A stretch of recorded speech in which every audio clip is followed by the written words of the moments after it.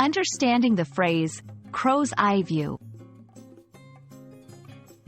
Hello everyone, and welcome to our English language learning series.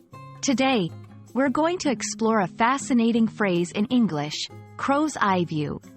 This phrase is not just a literal term but carries a deeper meaning, and understanding it can add richness to your English comprehension and conversation skills.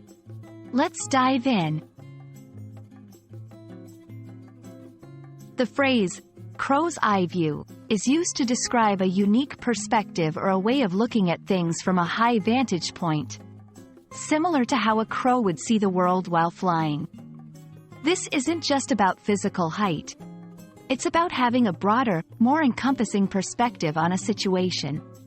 Imagine seeing a landscape from the air, noticing patterns and relationships that aren't visible from the ground.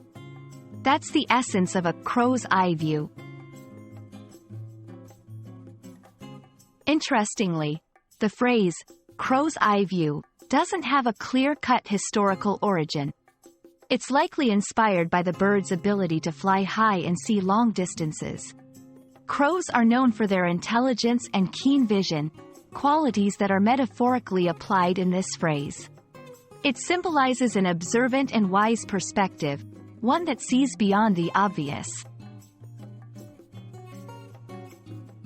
Now, let's see how to incorporate this phrase into everyday conversation or writing.